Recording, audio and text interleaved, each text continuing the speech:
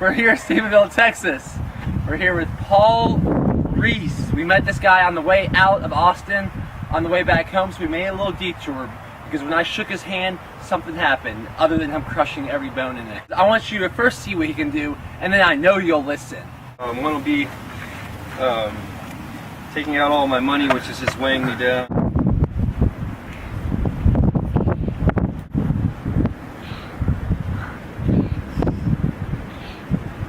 That's awesome. That's heavy right there. Oh, wow.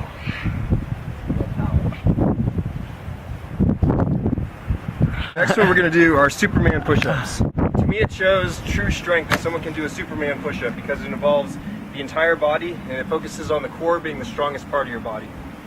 So, reach all the way out, come up.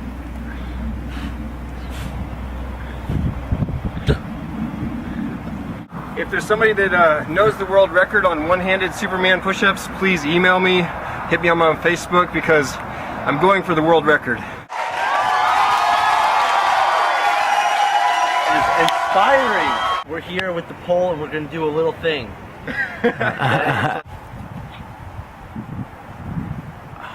Oh man. Some big core strength right there. Start doing some hardcore workouts. Hardcore work.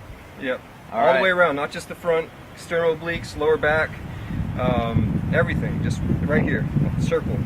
If you get this strong, I often say if you did one goal with working out, and that's to bring out your lower ab, the rest of your body would be ripped. This is my workout tree. This is my backyard in Stephenville, Texas. Got a really ancient pecan tree. It's a beautiful tree, and it's built specifically for me somehow because this little thing right here is a perfect pull-up bar. It also involves jumping, so. Doing push-ups and pull-ups, eating dinosaur wiener. Make sure they're ripe. Detoxing demons with a liter of water. He's grounded all the time when he's doing this workout. He has his hands on Nature. Almost everybody I've had come out here, they could jump up and grab a bar. But grabbing something with bark that has angles with that weight coming down, I had to toughen my own hands up. Pour lots of green juice. We're the raw bras. We're the raw bras. Next was just basic survival skills. So let's say something was chasing me, or this little tiny river behind me, there's a 100-year flood, and I don't know, those are just scenarios. And so we're above the flood now, and from here it's just fun. But you can see how being able to use your body, pull yourself up onto things quickly, could get you out of any situation. You understand, survival. This is a functional strength. You get a guy who can squat 800 pounds, bench press 400 pounds. If you can't climb a tree, there's a big flood coming. It's like, what's the use of it? We're about to go through a fence into my little hidden trail back here. This is where the other parts of my workout take place. Yeah, you don't need a membership card to get in here. No $10 fee if you lose it. We're the raw bras. We're the raw bras. This here's my little meditation spot. I brought all these rocks. I had to carry them up this sandy little incline. It's a good workout. This is where I sit and watch the sunset. Got some fish that I talked to. See a couple of them in there. Gertrude coming up to join me. Oh yeah. Those are what you call wild, raw, natural pets. And now we're going to do a little wild, edible guerrilla gardening. I've planted 4 different things. We're going to have cantaloupe, blackberries, strawberries, and watermelon. And so what this is, in a month from now, I'm going to come out here, I'm going to work out or sit down, and I'm just going to reach over and grab a cantaloupe. And, you know, it costs me 50 cents worth of seeds, or just buying a cantaloupe at the grocery store, taking the seeds out, planting them, and then I'll be able to feed, you know, 25 of my friends on just fruit that's growing in the middle of the forest. I haven't done anything at all to it besides put it in the ground and water it twice in 2 weeks. Guerrilla gardening. Guerrilla.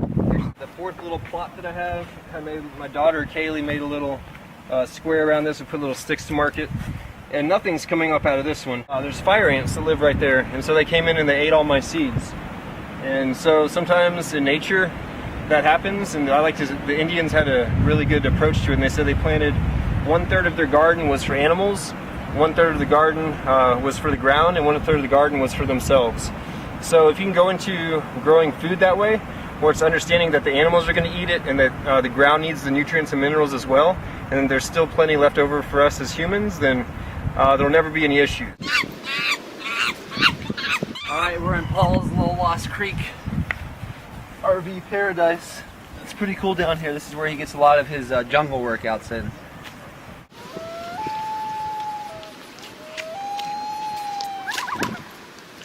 Raw strength.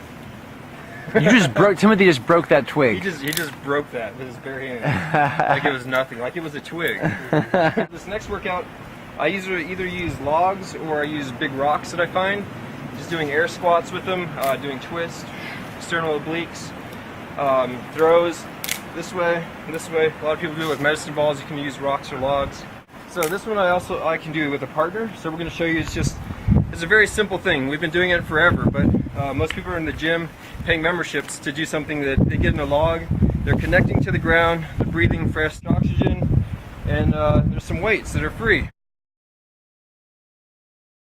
Also teaches communication, balance, stabilizing muscles. Veins are popping. You know, the basics of moving. So if you were a lady back in the caveman days and you saw Paul Reese out here moving logs, let's just say that you would have to take a ticket. This is my humble abode. We just got through working out in the little back trail behind my house. Enjoy some bike riding with me and my daughter, friends that come over. I like living minimally and simply, and this has been my solution, and it's been amazing. The nickname is Eva, so welcome to Eva. Windows open. It sleeps about 6 people. It's got a triple axle. It's very reliable. You can. If you're going to go live on the side of a lake or the side of a mountain, you just pull it up there. There's a little reading area. Sit down, read, absorb a little sunlight. And some plants here expressing themselves beautifully, opening up every day and closing. Got a cowboy hat because I live in Stephenville, Texas. And I was told that if you're ever going to have a cowboy hat, that you put it upside down. And what happens is luck pours into the hat, and every time you put the cowboy hat on, then the luck just pours over the top of your head. So that's pretty fun now. Tell me where else you'll find a cowboy with Vibrams on. That's right. Fresh fruit, got some bananas, got some oranges, avocado, one of my favorites. Keep little stocks of some superfoods up here, some stuff from a local garden run by Jose. A little table, this folds down into a bed. I slept in this last night at the Rob Raws.